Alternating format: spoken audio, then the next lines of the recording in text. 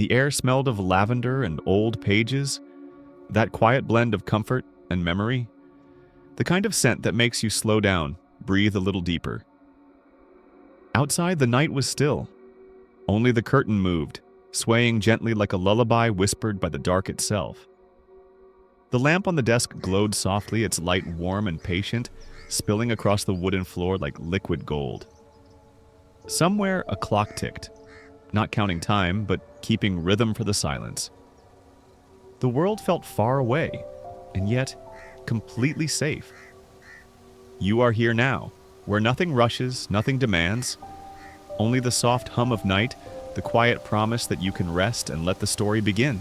Morning always came softly in Marrow Glen, not with sirens or traffic, but with the kind of stillness that made sound itself feel shy. Mist clung to the wheat fields like a shy child's hand, and the horizon seemed to hum faintly with memory. Eleanor Hayes rose with the first light. She never needed an alarm. Her body remembered the rhythm better than any clock. 63 years had carved her movements into something deliberate. Folding the blanket twice before setting it down, brushing her silver hair into a loose knot, feeding the cat who never seemed to age. Her farmhouse stood alone on a quiet road, lined with elms and leaning fences. Paint peeled at the corners of the porch, and a tin mailbox with the name Hayes tilted toward the earth as if listening for secrets. Every morning, she'd open the door and stand on the wooden step for a full minute, letting the air fill her lungs. It always smelled the same, a mix of dew, hay, and something faintly sweet she couldn't name. Eleanor's neighbors, the few who still lived nearby, had long stopped asking why she stayed alone out there. Most of Marrow Glen had emptied decades ago, after the mills closed and the young left for cities that didn't know their names. But she had her reasons. Some were quiet ones, the kind that sat heavy behind the ribs, too private to speak aloud. After breakfast, a small bowl of oats and a cup of black tea, she'd slip on her worn brown coat and head toward the fields. The gravel road crunched under her boots, and the sunlight came through the fog like honey poured through gauze. It was her ritual. Every day, rain or shine, Eleanor walked to the bridge. It wasn't much of a bridge anymore. 2 weathered stone arches standing over nothing. No river, no creek, not even a ditch. Just a patch of grass that shimmered silver in the morning light. The structure sat about half a mile from her house, surrounded by whispering wheat and fog that never quite lifted. Locals called it the bridge without a river. Children used to dare each other to run across it at dusk. Teenagers carved initials into its stones, though time had erased them all. To Eleanor, though, the bridge was simply hers. She had crossed it slowly, tracing her hand along the rough stone. Sometimes she'd pause at the middle and close her eyes. That's when she'd hear it, the faintest vibration, like a hum beneath her feet. Not loud, not frightening, just present. Old bridges remember things, she used to tell her husband, Samuel.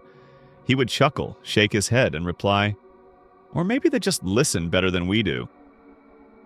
That was years ago, before the sickness took him, before the fields went quiet and the nights grew too long.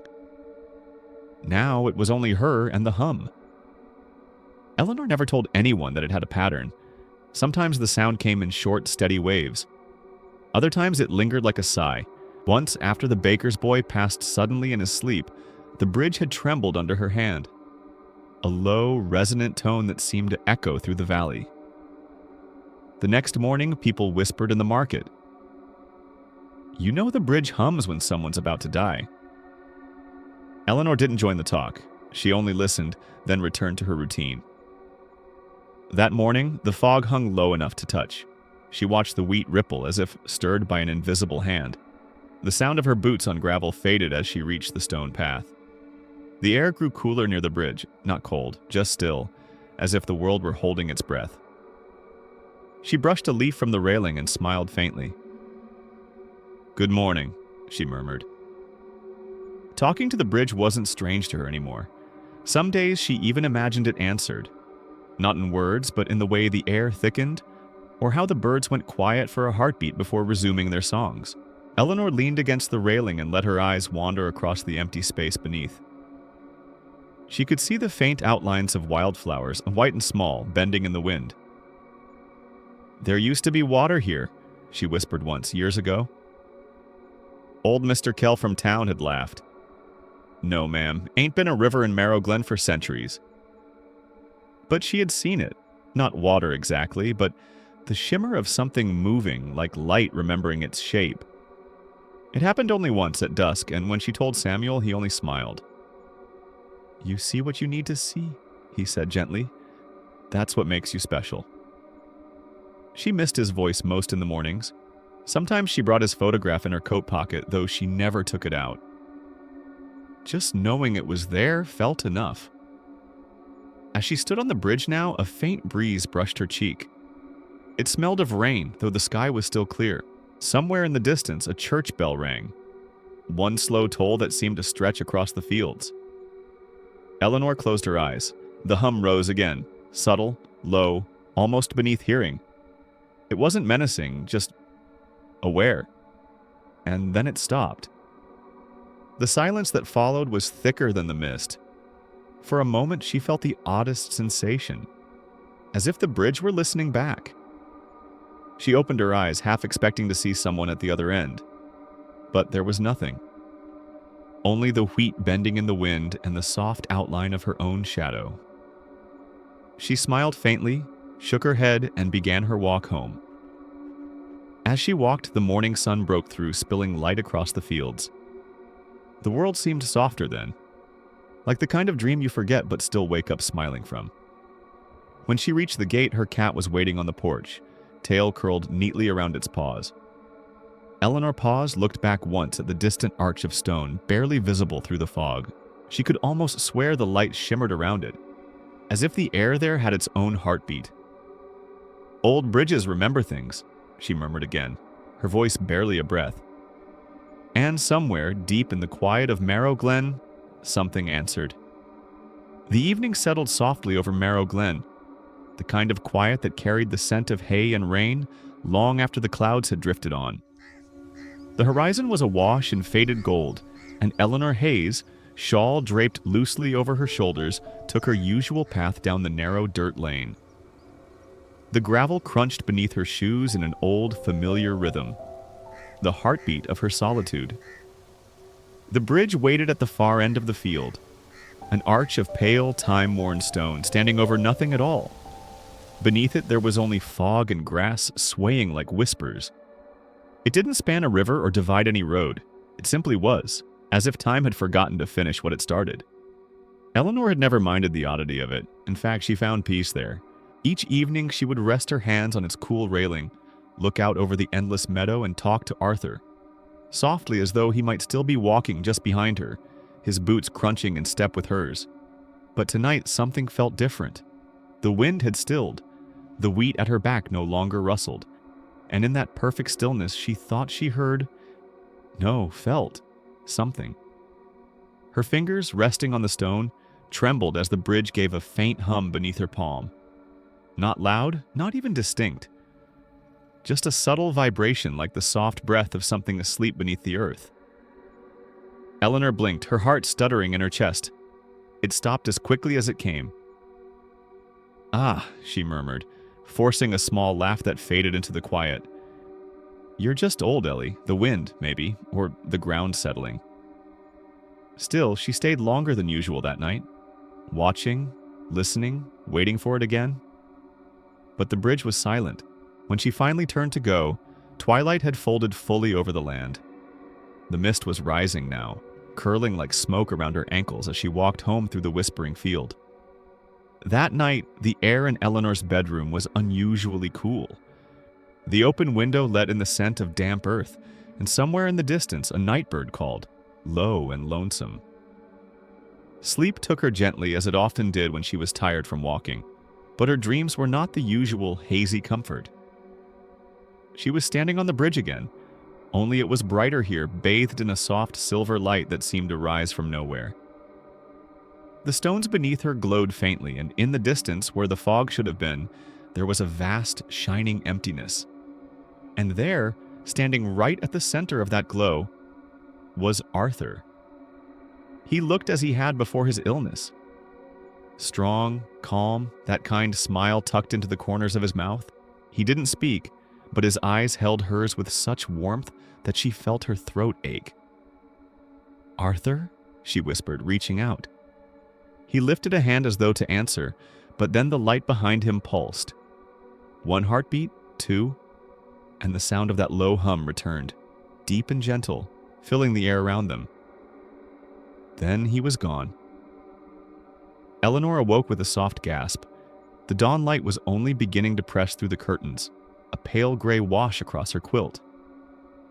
For a moment she simply lay there, her pulse slowing, unsure whether she felt comforted or hollow. The dream had been so vivid, too vivid. She could almost smell the damp stone of the bridge, could almost hear that humming in her bones. She sat up slowly and reached for her glasses.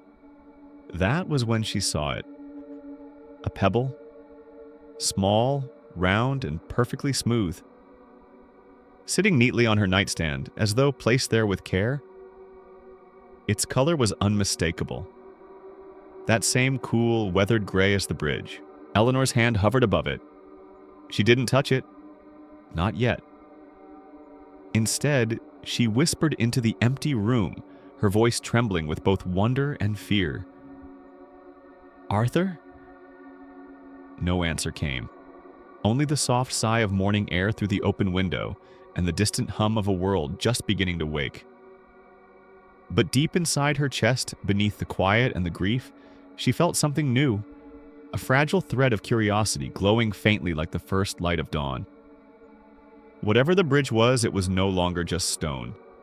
It was breathing.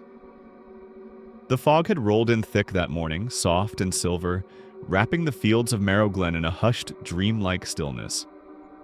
The wheat bowed beneath its weight, and the old fence posts along the dirt lane were little more than shadows fading into milk-white air. Eleanor Hayes walked slowly, her wool shawl drawn close, her boots crunching damp gravel. She could barely see more than 10 steps ahead, but habit, and something deeper, guided her path. She had woken before dawn, uneasy. The pebble from the bridge still sat on her nightstand, untouched, catching the weak morning light like a secret. It was ridiculous, she knew, and yet she couldn't shake the feeling that something had shifted since that night. So here she was again, walking toward the bridge.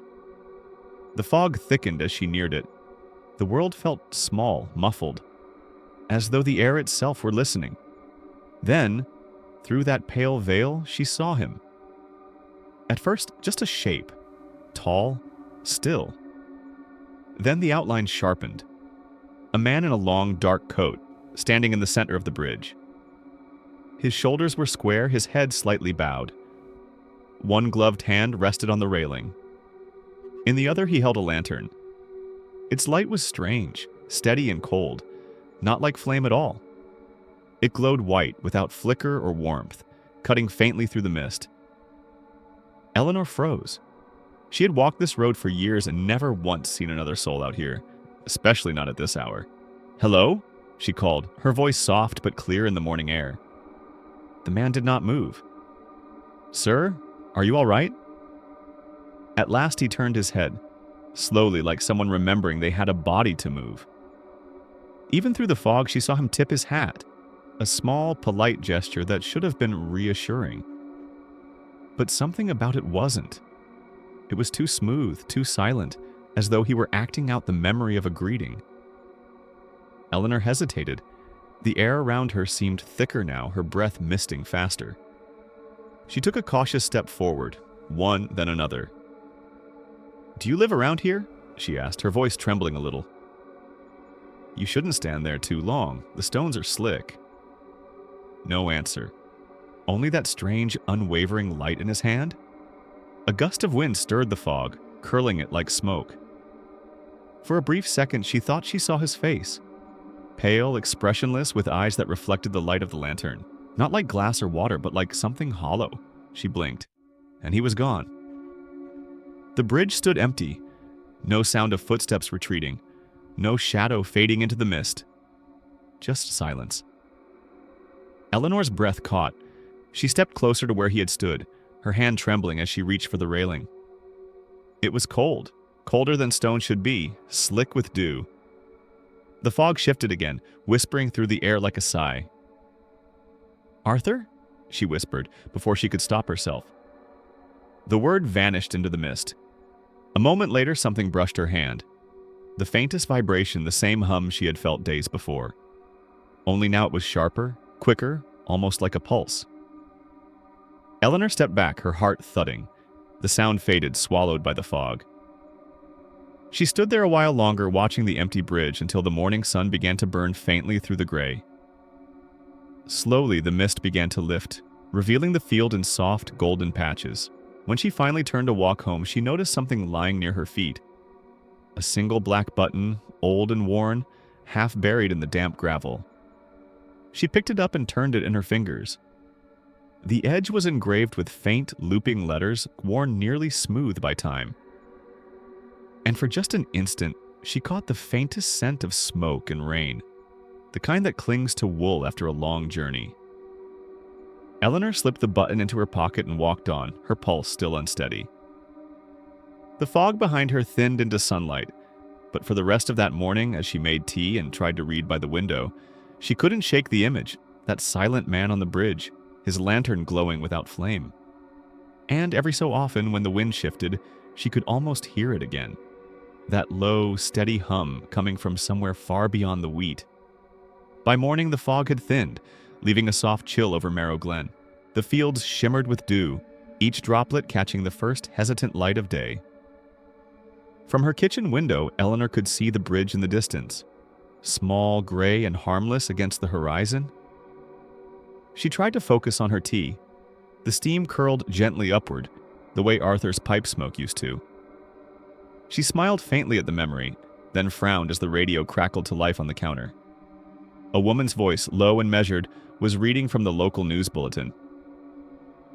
Local farmer Thomas Ellerby passed away peacefully in his sleep last night. He was 71. Funeral services will be held Sunday at Marrow Glen Chapel. Eleanor froze. Thomas Ellerby lived less than a mile from her farm. She had seen him just last week, tipping his hat as he drove past in his old Ford. A quiet man, kind in his gruff way. But what unsettled her wasn't the news itself. It was the timing. She remembered the man on the bridge, the silent bow of his head, the cold light in his lantern. And how, just hours before Ellerby's death, that strange humming had pulsed through the stone. Her spoon clinked softly against the cup. That afternoon, at the general store, she overheard two women whispering near the shelves of canned peaches. "You heard what happened, didn't you?" one said. "Course I did," the other replied. "They're saying the watchman's been seen again." "Lord, don't say that." "You know what it means. Every time he appears, a soul leaves." Eleanor pretended to browse the flour sacks, but her fingers trembled slightly. The Watchman. It wasn't the first time she'd heard the name. When she first moved to Marrow Glen, decades ago, she'd caught scraps of that old legend, told in half-joking tones by men at the barber shop, or murmured around campfires by children daring each other to cross the bridge at night. He stands where the river once ran, they said, lantern in hand, waiting for the lost. Back then, Eleanor had laughed. Now she wasn't so sure. That night, she took an old notebook from her dresser, one of Arthur's unused ledgers, the kind with thick paper and a leather cover worn soft with time. She lit a small candle and sat by the window, the bridge just a dim line in the distance. The crickets hummed outside, low and steady. On the first page, she wrote, October 3rd, fog in the morning. Saw a man on the bridge. Lantern that didn't flicker. He vanished when I looked away. Later, Thomas Ellerby passed. She paused, staring at her own handwriting. The act of writing it down made it feel less like a ghost story and more like a puzzle. Something to be understood, not feared. She decided she would listen. Record what she saw. Every night for a week, she kept her vigil by the window. Sometimes there was nothing but silence. Other times, when the wind was right, she could hear it faintly. That deep hum beneath the bridge, like the breath of something vast and old sleeping beneath the earth. She would note the time, the weather, the feeling in her chest. Calm one night, uneasy the next. The The bridge had a rhythm, she realized, a kind of heartbeat that wasn't quite alive, yet not dead either. It was on the 8th night that something changed. The air felt heavy, the kind of stillness that comes before a storm. The candle's flame shivered, though there was no draft. Eleanor opened her notebook, intending to jot a quick line about the moonlight glinting on the fields. But when she turned to the page she had left blank the night before, her hand froze. Words were already there, faint, as if pressed by a softer hand, written in ink that wasn't hers. "Don't be afraid of the hum, Ellie. It's only the echo." The handwriting was neat and familiar. Arthur's. For a long moment, she couldn't breathe. Her pulse roared in her ears. The candle sputtered, casting long, trembling shadows across the walls. She reached out, and slowly, and traced a trembling finger over the letters. The ink was dry, the paper cold. "Arthur," she whispered, voice breaking on the name. Outside, the hum began again, low and pulsing through the floorboards, so gentle it almost felt like a heartbeat under her skin. She closed her eyes. The sound wasn't frightening this time. It felt tender somehow, like something trying to speak in a language older than words. She pressed the notebook to her chest and sat there until the candle burned low. When she finally went to bed, she left the window open. The night air moved softly through the curtains, cool and fragrant with the scent of rain. As she drifted towards sleep, Eleanor thought she heard a voice in the distance. Calm, steady, familiar. "I'm still here, Ellie." She smiled faintly through her tears. The hum faded, leaving only the soft rustle of wheat beyond the window. In the morning, when she looked again at the notebook, the words were still there, though a little fainter, as if the ink were sinking back into the page. And on her nightstand, beside the pebble from the bridge, lay something new, a small silver cufflink, dulled by time. Arthur's initials etched on the back. By mid-October, the fog in Marrow Glen had begun arriving earlier each night, slipping across the fields before sunset, thick as cream and slow as breath. It came not from the sky, but from the earth itself, rising in pale ribbons between the wheat stalks and creeping toward the bridge. Eleanor had grown used to its company. She would light her lantern, the old brass one Arthur once used during late harvest, and walk the gravel path until the outline of the stone bridge appeared through the haze. Each evening, the world seemed quieter, softer, as though wrapped in cotton. That night, the fog seemed almost alive. It curled around her ankles, coiled along the edges of the bridge, and clung gently to the railing where she rested her hand. There was no wind, no sound but the distant chirr of crickets. The air smelled faintly of lilacs and rain-soaked earth, the scent of renewal and endings intertwined. She closed her eyes for a moment, breathing it in. There was comfort in the solitude. Then, just beyond the hum of silence, she heard it. A faint murmur, like the distant echo of someone speaking underwater. She opened her eyes. The fog stirred, parting slightly across the bridge's length. At first, she thought it was the wind and a trick of the air, but as she stood still, the sounds grew clearer. Soft laughter like children playing far away, a woman's quiet hum, the low murmur of a prayer whispered through tears. Her heart gave a soft, startled thump. "Hello?" she called gently, her voice barely louder than the mist itself. The sounds faded for a moment, then returned closer now. This time she caught fragments, words carried between breaths. "Home. Almost home. It's so bright. Tell her, it's all right." Eleanor's throat tightened. The voices weren't frightening. They were tender. Familiar in the way certain dreams are familiar, even when they make no sense. She tightened her grip on the lantern. The flame flickered, casting soft light through the fog. "I don't understand," she whispered. "Who's there?" The bridge answered with a long, low hum, deeper than before, vibrating faintly beneath her feet. The sound spread outward, and the fog pulsed with it, expanding and contracting like a slow heartbeat. Eleanor found herself stepping forward, drawn toward the center of the bridge. The mist thickened until she could barely see her own hands. Every sound felt magnified. The rasp of her breath, The faint tap of her shoes, the echo of distant whispers curling around her name. Eleanor! She stopped dead still. It wasn't just her imagination. Someone, something, had spoken her name. And it wasn't menacing, it was gentle. Like the way Arthur used to say it when she couldn't sleep. Her eyes stung. She took another step and the fog seemed to part just slightly, revealing a faint shimmer ahead. A patch of light where the bridge's far end should be. Through it, she could make out vague shapes. Outlines of people walking, holding hands, turning to smile at someone she couldn't see. A young couple. An elderly man tipping his hat. A child skipping. The whispers became clearer now. Overlapping fragments of joy, grief, and peace. It was as if the bridge itself carried the weight of 1,000 goodbyes, replaying them in the fog.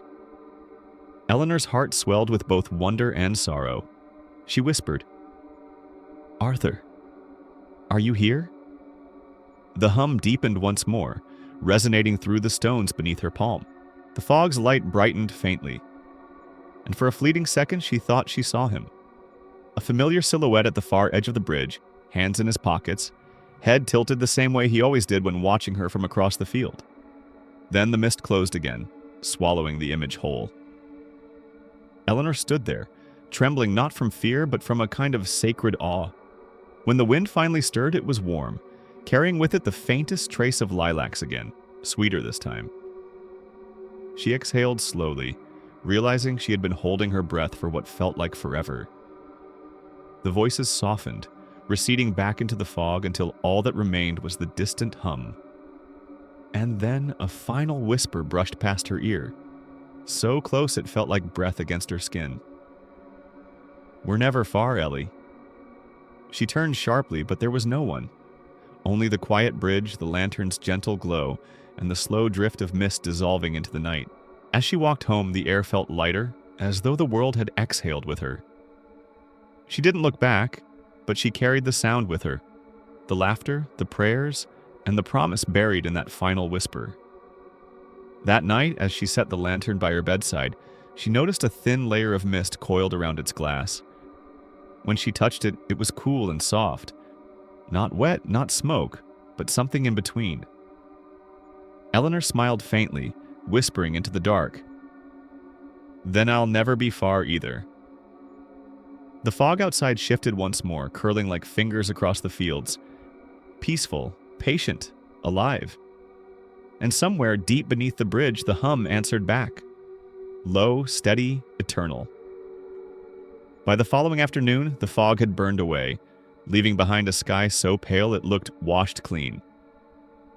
Eleanor decided to walk into town, something she hadn't done in months. The streets of Marrow Glen were quiet, as always, lined with maples whose leaves had turned the color of rust and honey. She carried a small basket of apples from her tree, their scent sweet and grounding. She told herself she was bringing them to Martha Crane, though, truthfully, she'd been meaning to visit the old woman for another reason entirely. Martha was 91 now, the oldest living soul in town. Her mind was sharp as glass, and her tongue even sharper.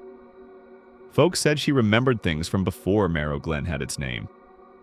Before the rail line stopped running, before the church lost its steeple. If anyone knew the truth of the bridge, it would be her. Eleanor found Martha sitting on her porch, wrapped in a shawl the color of faded violets, a cup of tea steaming on the table beside her. The air smelled of dried leaves and rain. "Martha," Eleanor said softly as she approached, "I hope I'm not disturbing you." Martha looked up, a smile tugging at the corners of her mouth. Her voice was thin but steady. "Eleanor Hayes, I was wondering when you'd finally come asking." Eleanor blinked. "You knew I would?" The old woman chuckled, motioning to the chair across from her. "Sit down, dear. No one visits the bridge as often as you do without carrying questions home in their pockets." Eleanor sat, setting the basket of apples on the table. "I've been hearing things," she began carefully. "Seeing things, too." Martha nodded as if she already understood, her eyes milky but bright, fixed on the horizon. "The fog's been thick lately, that always stirs them." "Them?" "The ones who wait," Martha said simply. "And the one who keeps the way." Eleanor's fingers tightened around her cup. "The watchman." Martha's smile didn't fade. "Aye, that's what they call him now. Used to be the keeper long ago when people still built bridges for faith instead of for roads." She leaned back, the shawl slipping slightly from her shoulders. "You see, child, that bridge wasn't meant for us. It was meant for the water. There used to be a riverbed there, long before my time. They built the bridge expecting the current to come, but it never did. The spring dried before it ever rose." Eleanor listened in silence, the story unfolding like an old hymn. "So the bridge stood," Martha went on. "Useless to the living, but the dead, well, they found use for it. My grandmother used to say that when something is built with purpose and never used, that purpose doesn't die. It just changes its audience." Her words hung in the air, heavy but oddly beautiful. Eleanor's voice trembled slightly. "And the watchman?" "The first soul to cross," Martha whispered. "He never left. He stays to guide the rest. Makes sure they don't wander too far into the fields or lose their way in the fog. The lantern he carries isn't fire, you know, it's memory. That's why it doesn't flicker." Eleanor shivered, not from cold, but from the strange, serene truth in Martha's tone. For a long while, neither spoke. The porch creaked softly under the weight of silence. Then Martha sighed, setting her tea aside. "I saw him once," she said, her voice thinning to a whisper. "Long time ago. I was about your age then." Eleanor looked up sharply. "You did?" Martha nodded, her gaze drifting to the edge of the yard where the fog was just beginning to gather again. "The night my husband died. I woke before dawn, couldn't sleep. Looked out the window and saw the bridge glowing through the mist. I knew he'd gone before they told me. He was standing right there beside the watchman, smiling, lantern light on his face. And then they both turned and walked into the fog." Eleanor felt her heart sink and swell all at once. Sorrow and wonder braided together. "What did you do?" she asked softly. "I watched until the light was gone," Martha replied. "Then I went back to bed." A faint smile ghosted across her lips. "He looked happy, Eleanor. That's what I remember most, not the grief, just the peace." Eleanor's eyes filled, and she blinked hard, looking down at her hands. Do you think they ever come back?" Martha chuckled quietly. "Child, they never leave. They just change how they stand beside you. You feel them in the wind, in the hum, in the quiet moments between heartbeats. That's how the keeper keeps watch.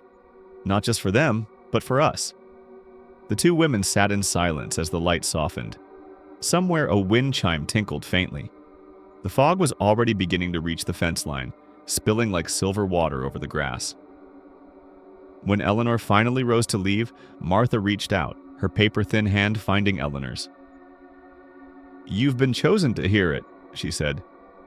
"Most people live their whole lives without ever listening. Don't be afraid of what it shows you." Eleanor nodded slowly, her throat too tight to answer. As she walked home, the mist rose to meet her halfway. The path felt different now. Charged, alive, waiting. She paused once to look back. On the far side of the road, Martha still sat on her porch, her figure dim in the fog. And for a moment, only a moment, Eleanor thought she saw someone standing beside her, a man in an old hat, hand resting gently on her shoulder. She blinked, and the shape dissolved into the mist.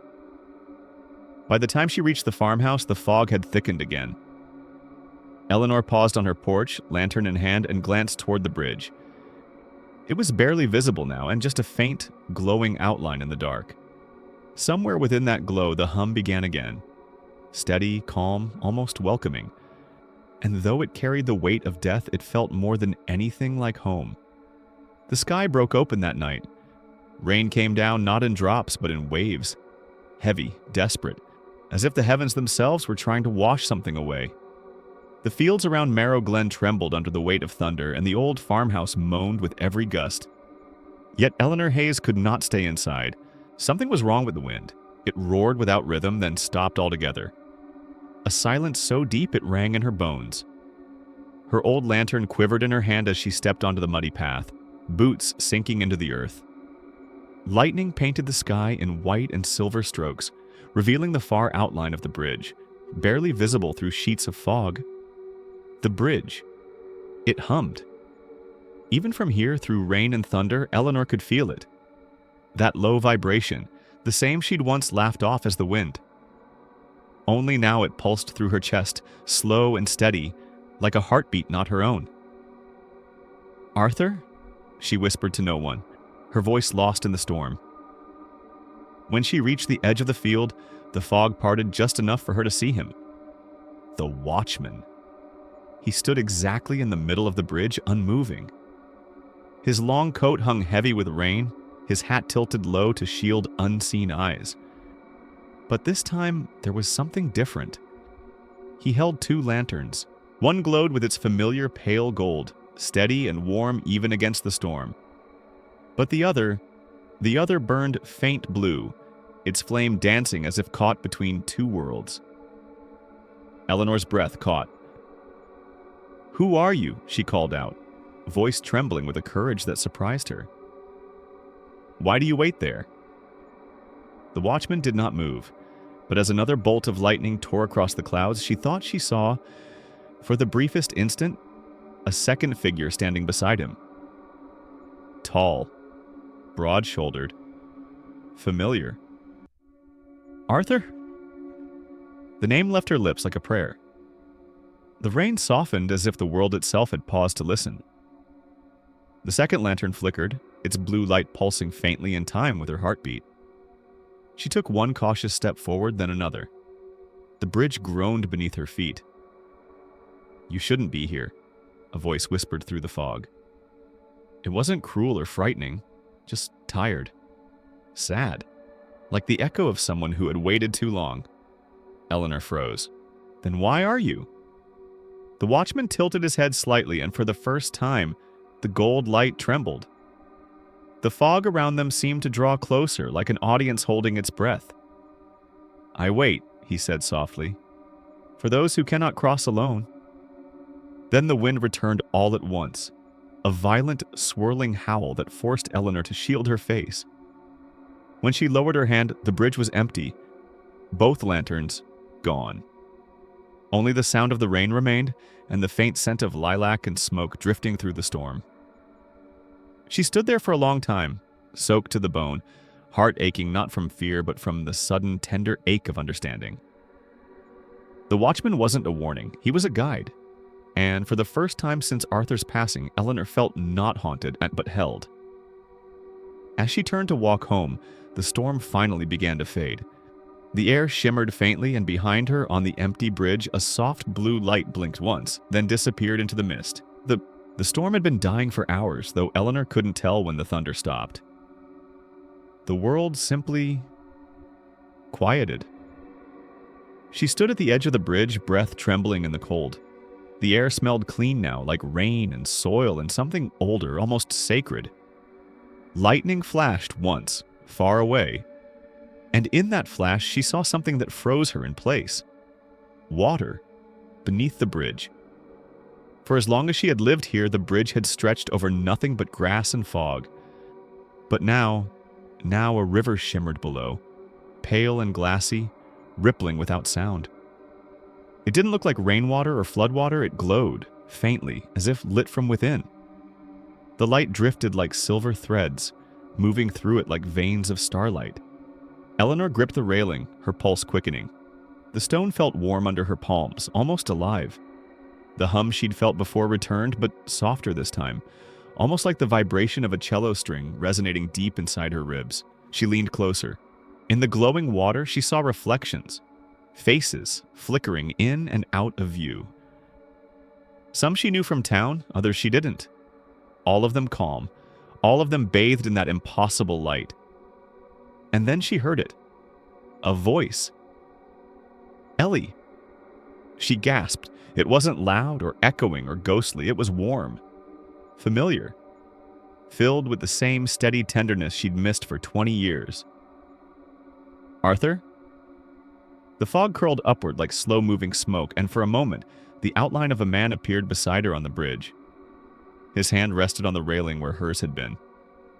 His profile, strong jaw, kind eyes, seemed drawn from the memory she'd carried every night since his passing. "It's all right now," he said gently. "You can let go." The words washed through her, not as command but as permission. The years of holding on, of waiting, of fearing the silence, they all gathered like a tide and began to ebb away. Her lantern flickered once, its golden light blending with the silver glow rising from below. And then, another glow joined it. The watchman stood at the far end of the bridge. Still. Silent. His coat moved slightly in the breeze, though the air itself seemed utterly still. In one hand, he held a lantern, the same one she had seen before, burning blue and bright. The other hand was outstretched toward her. Eleanor hesitated. The world had gone weightless. Even her fear felt distant now, like something that had already passed through her. She stepped forward. The bridge no longer creaked beneath her boots. Each step felt softer than the last until she reached him. The watchman's face was hidden in shadow, but she sensed no menace, only patience. When she reached out and touched the lantern, the air shifted. The blue flame leapt toward her fingertips, then steadied in her grasp. Warm, real. She blinked. Once. And he was gone. No figure, no coat, no sound of footsteps fading away. Only the faint echo of the hum and the blue lantern in her hand. Then, silence. The storm stopped instantly, not gradually, not in a dying rumble. Stopped. The clouds parted as if torn open by light itself, revealing a sky painted with fading gold and silver. The rain ceased mid-fall. Droplets hung for a heartbeat in the air before vanishing into mist. The glowing river below shimmered brighter for one final moment, then stilled. The faces within it smiled, softly, peacefully, before fading into the current like stars sinking into dawn. Eleanor stood at the center of the bridge, the lantern cradled in her hands. Its flame no longer flickered blue or gold, it was both. A quiet, living light that pulsed in rhythm with her heartbeat. Tears blurred her vision, not grief, not fear. Something gentler, something vast. She whispered into the still air, "Thank you." No answer came, but she felt it. An unseen warmth brushing her shoulder like Arthur's hand once more. For a long time, she stayed there. The field glistened with rain, the fog lifting in slow ribbons, and the bridge gleamed like new stone under the soft returning light. When she finally turned to go home, the lantern in her hand cast no shadow. Its glow moved through the darkness quietly like grace itself, steady, patient, and eternal. Dawn came hesitantly to Marrow Glen. The horizon was still bruised with clouds, streaked in lavender and ash. The air smelled of wet soil and cedar, the kind of freshness that follows a storm too violent to last. By mid-morning, the townspeople gathered near the field, their boots sinking into the mud. The stone bridge that had stood for generations, over nothing but grass and whispers, was half gone. Where its center once arched over the emptiness, only a jagged break remained. Chunks of old stone lay scattered like bones among the reeds. A few slabs still steamed faintly as though the rain itself hadn't dared cool them. But what caught everyone's attention weren't the ruins, it was the trail. Leading up to the shattered edge of the bridge, there were footprints, bare, small, and unmistakably human. They were damp, fresh, imprinted on the stones with perfect clarity. The odd thing was, they stopped at the very edge and did not return. Old Henry Lawson, the blacksmith, muttered first. "No one could have crossed. There's nothing out there to walk on." Martha Crane, leaning on her cane, squinted at the marks. "Maybe there is now," she said softly. "And maybe we just can't see it." No one spoke after that. The wind moved gently through the wheat, carrying a sound like the faint hum of a note half remembered. It might have been the bridge. It might have been nothing. Eleanor woke to the same silence. Her house, usually filled with the crackle of the wood stove or the ticking of the kitchen clock, seemed strangely still. The air was different, clearer, lighter. Her boots and coat, soaked from the night before, hung near the door. Mud had dried on the floorboards. She didn't remember walking home. Only light, soft, silver gold light filling her path. And Arthur's voice. She sat on the edge of her bed, fingertips grazing the nightstand. The pebble she once found there, the one that matched the bridge's stone, was gone. In its place sat the lantern. Its glow was softer now, more golden than blue. It didn't flicker. It simply was. A calm, steady warmth that filled the corners of the room like sunlight that refused to fade. Eleanor lifted it, feeling the familiar hum beneath the brass handle. "You followed me home," she whispered, smiling faintly. "Or maybe I followed you." She walked to the window. Outside, the fog was thinning. The fields beyond glistened under the pale sky. Birds moved cautiously through the wet air, chirping as though testing whether the storm was truly gone. In the far distance, where the bridge once stood, there was only mist and a faint shimmer. Not quite visible, not quite gone. She placed the lantern on the windowsill. Its light touched the glass and spread outward, softening the reflection of her face. For the first time in years, she didn't look lonely in that reflection.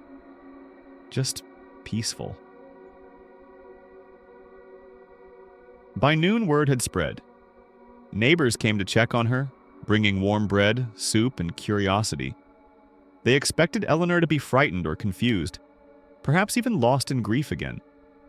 Instead, they found her calm, hair still damp, but eyes bright and steady. "The bridge is gone," said Henry. "Half of it anyway. Sheriff thinks lightning must have struck." Eleanor nodded gently. "Yes," she said. "Something like that." Martha stood behind him, her weathered hand resting on the doorframe. Her gaze drifted past Eleanor's shoulder to the lantern glowing faintly by the window. "Was there water under it?" Martha asked suddenly. Eleanor turned toward the field, then back to her. "Just for a while." No one quite understood what she meant, but Martha's eyes filled with quiet knowing. She smiled, the kind that came from decades of seeing the impossible take shape and learning not to question it. The others left soon after, murmuring to themselves, shaking their heads. But Martha lingered, watching Eleanor trace her hand over the lantern's curved glass. "You saw him, didn't you?" Martha whispered when they were alone. Eleanor's fingers stilled. She didn't need to ask who. "I did," she said softly. "And I think he saw me too." Martha exhaled slowly, the lines around her eyes deepening with relief, or envy. "Then I'm glad for you, child." That night, the house was quiet again. Rain dripped from the eaves, a slow and steady rhythm. Eleanor brewed chamomile tea and sat by the window, the lantern's light glowing beside her. The bridge was gone, but the field felt different now. Not empty, just changed. She could still feel the hum beneath the earth, faint but alive, as though the heartbeat of something greater pulsed far below. She wondered if others could feel it too, or if it was something only she could hear now, like a secret melody meant for one set of ears. The teacup warmed her palms. The lantern's reflection shimmered in the window, mingling with the moonlight. She thought of Arthur, his laughter, the way he whistled while fixing the porch steps, the smell of tobacco on his coat. All those fragments she'd clung to so tightly. They didn't hurt anymore. They simply were. And in that gentle stillness, she realized maybe letting go didn't mean losing him. Maybe it meant seeing him in everything. The fog, the light, the silence after the storm. Eleanor leaned back, eyelids heavy. The hum deepened for a moment, like a heartbeat syncing with her own. Outside, the last pieces of the bridge shimmered faintly under the moon. Just enough for anyone watching closely to think they saw a shape. A gentle curve of light leading somewhere unseen. And at her window, the lantern burned quietly on. Its glow reached across the darkened field, soft and golden, as if it were waiting to guide someone else home next. That night, as the wind softened to a sigh, Eleanor lit a single candle on her desk. The storm had left the world scrubbed clean. Even the stars seemed brighter, their light trembling gently across the damp glass. The lantern glowed on the windowsill beside her, a steady pulse of warmth like a companion breathing in rhythm with her own heart. She opened her old stationery box. Pale blue envelopes frayed around the edges, the ones Arthur had given her for their first anniversary. The scent of cedar rose faintly when she lifted the lid. She hadn't written to him in years, not since the funeral when her grief had been too heavy for words. But tonight felt different. Tonight the silence invited her to speak. She dipped her pen and began.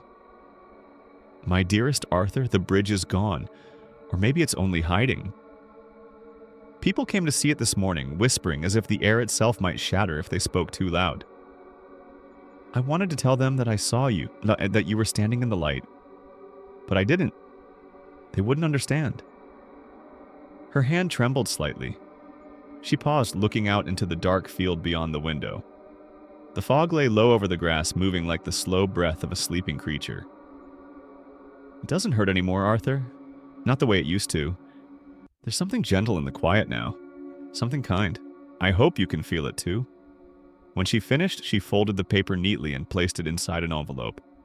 She set it on the nightstand beside the lantern, its light washing softly over the ink until the words seemed to glow. Then she blew out the candle and let the darkness settle. In the morning, the letter was gone. The envelope, the paper, even the faint ring the candle had left on the desk, all vanished as though the night had quietly erased them. In their place was a small stone, smooth, round, and warm to the touch. Its surface gleamed faintly, and when she lifted it, a single droplet of water slid down her fingers. It was impossible.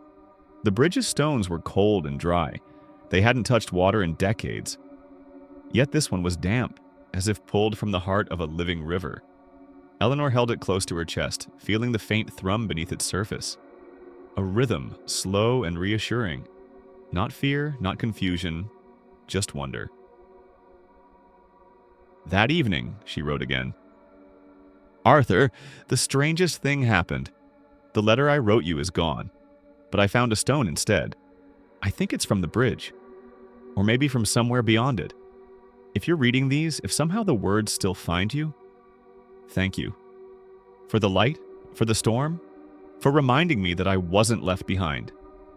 She left the second letter on the same spot beside the first stone. When she awoke, the paper was gone again.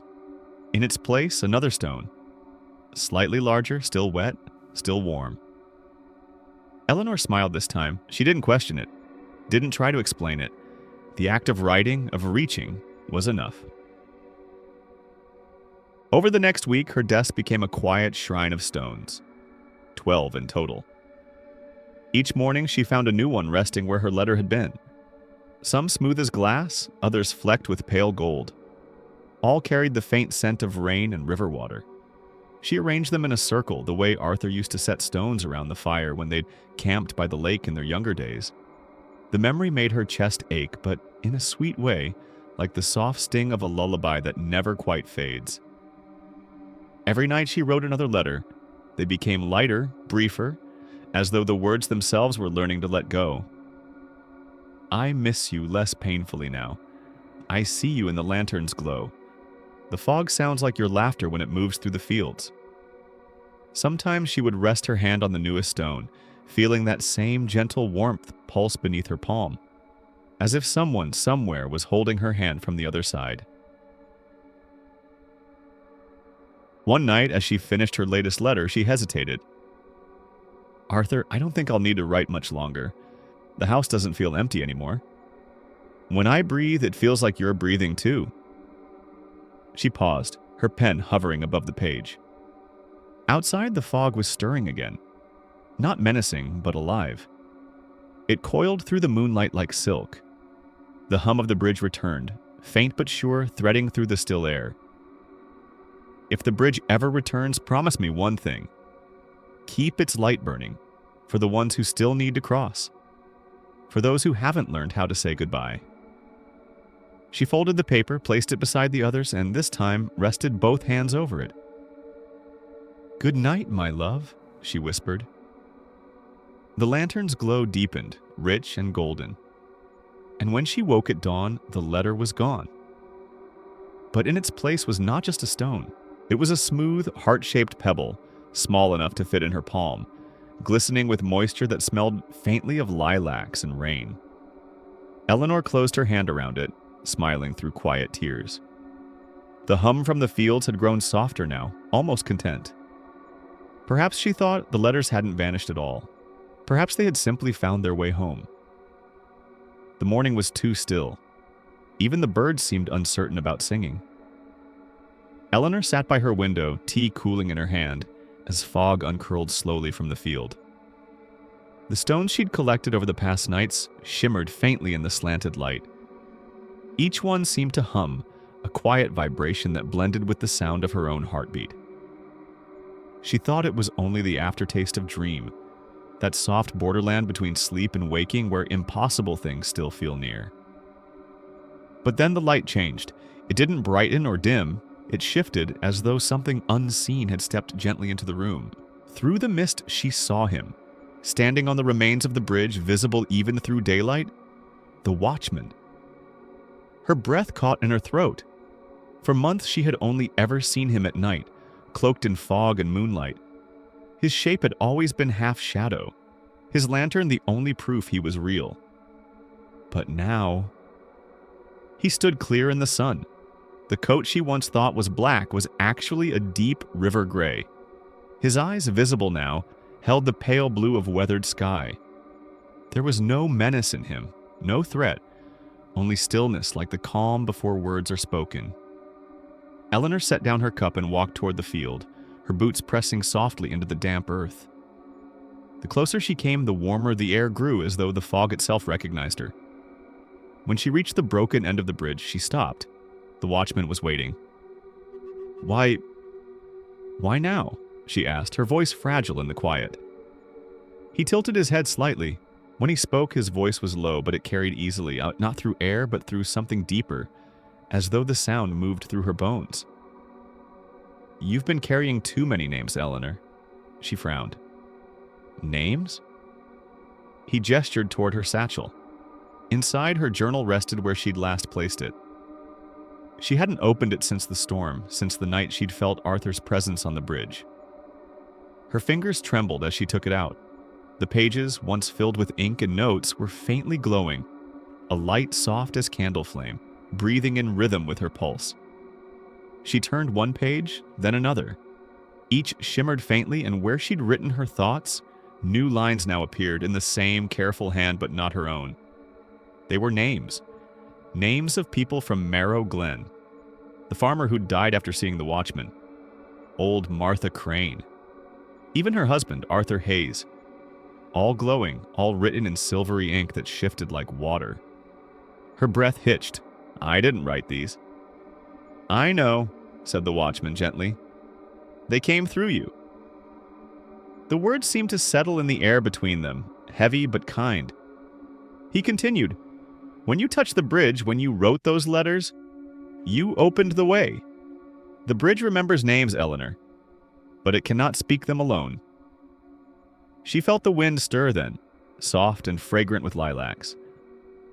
"What happens to the names?" she whispered. "They're carried home," he said. "Every name holds a weight. Love, regret, memory, longing, they linger. You've been keeping them safe whether you meant to or not." Eleanor looked down at her trembling hands. "I didn't know. I just wanted to remember." He stepped closer, his form as solid as any living man. "Remembering is sacred," he said, "but it can also bind. The bridge needs a keeper who knows when to let go." His eyes were clear and kind, and for the first time, Eleanor realized he wasn't young or old. His face carried every season at once. The strength of youth, the patience of age, the stillness of eternity. He extended his hand toward her journal. "Let me take some." Her instinct was to pull back, to clutch the book to her chest. But as she met his gaze, she saw no demand there. Only compassion, deep, and infinite. Slowly, she opened the journal and placed it in his waiting hands. The glow intensified, spreading outward until it painted the air with ripples of silver light. The stones on her table far behind in the farmhouse began to hum softly in answer. The pages fluttered on their own like 1,000 small wings. And as they did, Eleanor felt something lift inside her. Not like losing, but like release. She closed her eyes. The faces of those she loved drifted across her mind. Arthur, smiling by the river. Martha as a young woman, laughing. Even the strangers she'd passed in town. All of them lighter now, as though carried on a current of quiet grace. When she opened her eyes again, the watchman was watching her. And he smiled. The journal had turned blank, its pages pale and empty, save for one final line glowing faintly on the last page. Keeper of Names, Eleanor Hayes. Her lips parted in wonder. What does this mean? It means the bridge will rest, he said softly. And so will you, when it's time. He closed the journal, then placed it gently in her hands. The names are safe now. The water remembers. She looked down, tears gathering but unfallen. And you? His lantern flickered once, bright and warm as sunrise. I am the bridge when no one else stands guard, but the world always needs light to remember its way home. And then, as the fog began to thin and the sound of the living world returned, birds, wind, the rustle of wheat, the watchman stepped backward. Each footfall made no sound. His outline blurred into brightness, fading not into shadow but into air itself. The lantern he carried glowed brighter, then split. One beam stretching toward the horizon, the other settling over Eleanor's farmhouse like a silent benediction. When he was gone, the hum of the bridge softened into nothing. Only the whisper of the wind remained, and the faint echo of his words. You've carried enough, Eleanor. Now, let the light carry you. The morning felt impossibly still. No birdsong, no distant hum of tractors, no sigh of wind in the wheat. Just the soft, rhythmic pulse of silence, like a heartbeat remembered. Eleanor sat by her window, her journal open before her. The ink shimmered faintly, though she hadn't written a word. The watchman stood outside in full daylight, lantern steady, his coat unmoving though the curtains stirred slightly around her. He lifted a hand, a gesture both solemn and kind. You've already done the hardest part, he said. She hesitated. Which part was that? Remembering. He nodded toward the journal. The faint glow grew brighter, seeping from between the pages until the air shimmered with golden dust. When Eleanor opened it, the handwriting wasn't all her own anymore. Each line she had written, notes of humming, times and dates, names of the recently departed, was now joined by another hand, Arthur's. And beneath his neat cursive there were others. Dozens, perhaps hundreds of names. Some she recognized from church, from the market, from the obituaries pinned to the post office wall. Others she didn't. Yet everyone glowed softly like embers sheltered in snow. Eleanor touched a page and a memory unfurled. Mrs. Larkin, who lost her son in the war. The young postman who never returned from the flood. The teacher who once gave her a red ribbon for perfect spelling. She had thought these memories were simply grief lingering too long in a quiet town. But now each face smiled faintly from the misted corners of her mind, bowing as though in gratitude. Her breath caught. I've been keeping them here, she whispered. The watchman inclined his head. Yes, and through you they remembered who they were. That's all they ever needed. To be known one last time. Tears warmed her cheeks. The house felt both impossibly light and full of presence, as though every soul she'd written about now stood beside her, unseen but felt. But why me? She asked, voice trembling.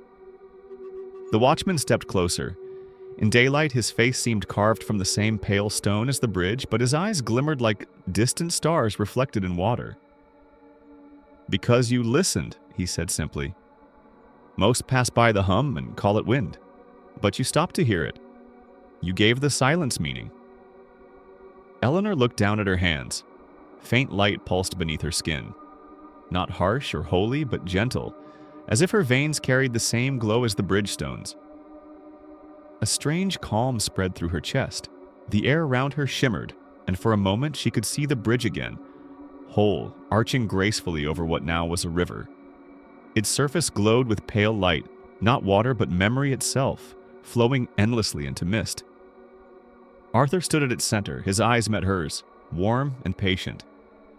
She rose slowly as though following a rhythm too ancient to resist. Her bare feet touched the floor, but each step felt lighter, softer until her toes no longer pressed into the rug. The watchman did not stop her. He only bowed his head. Outside, the wheat bent in a wind that wasn't there. The air was luminous. The scent of lilac and rain returned, the same from the nights she'd stood on the bridge listening for something she couldn't name. Eleanor crossed the threshold, lantern in hand.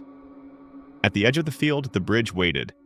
Not broken, not forgotten, but eternal. The hum rose again, low and beautiful, like the last note of a hymn that never truly ends. As she stepped onto the first stone, her body seemed to dissolve into light. Her heart didn't race, it opened. Every sorrow she'd carried, every farewell she'd never spoken aloud, now flowed through her like the glowing river below. When she reached Arthur, he smiled. "You came," he said.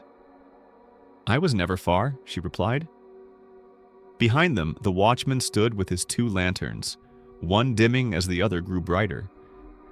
He looked up toward the quiet sky, the bridge now bathed in soft gold, and murmured, "Another crossing complete."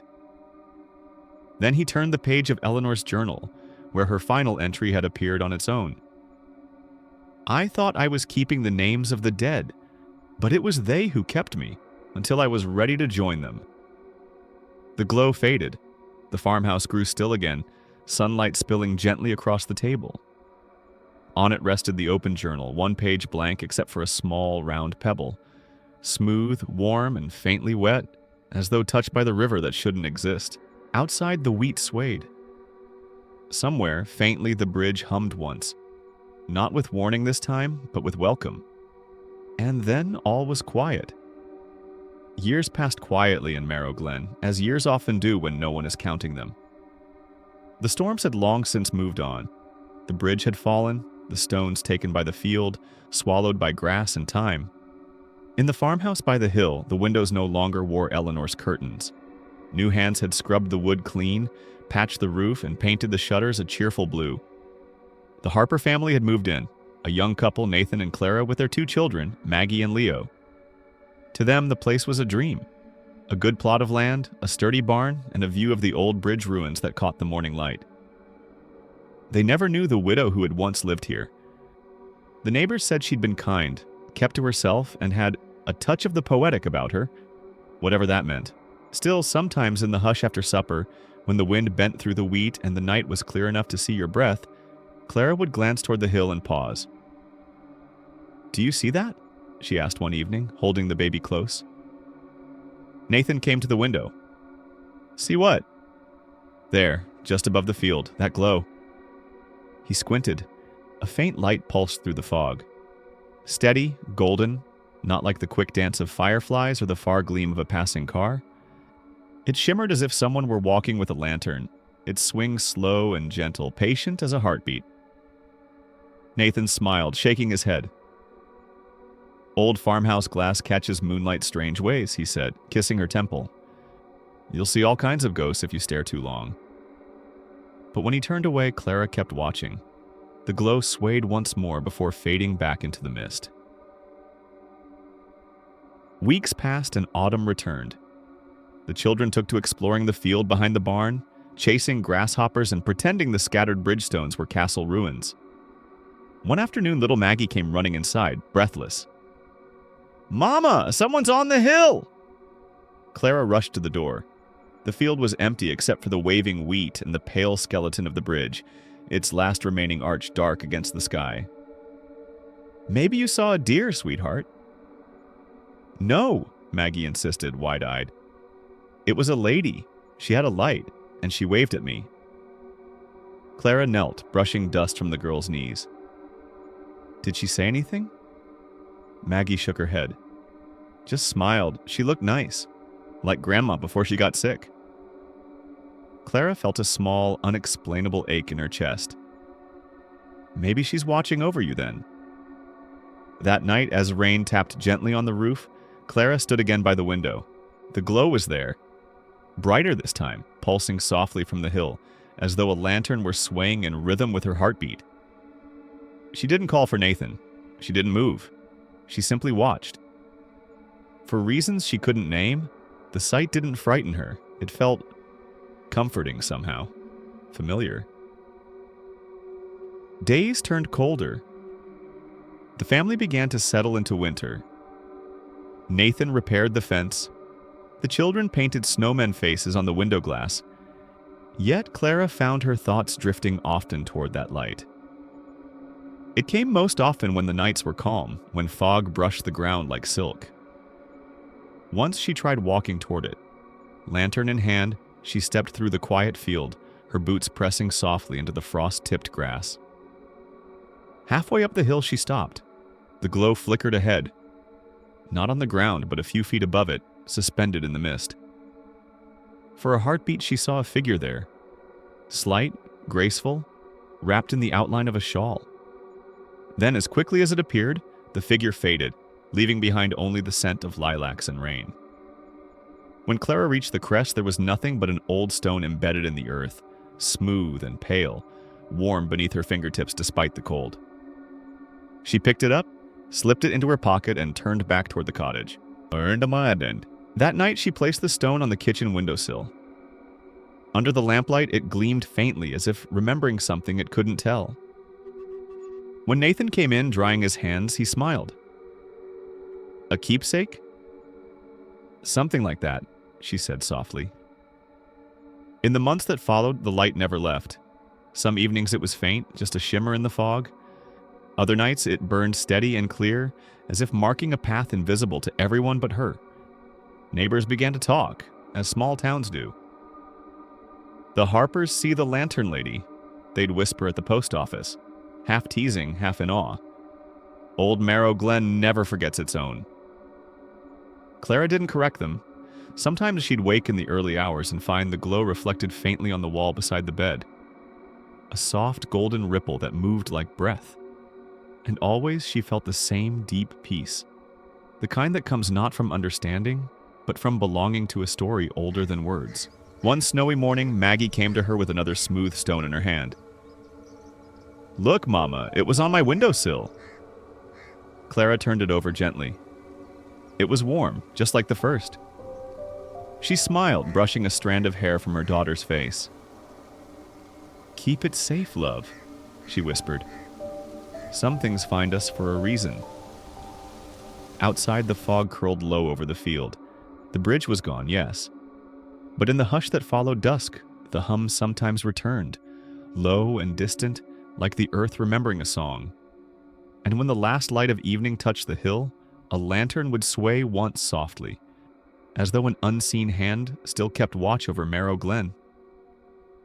Every bridge remembers the footsteps that loved it. That's what I tell them when they arrive. Some come quietly, carried by sleep. Some stumble, half aware, clutching the fading edge of memory.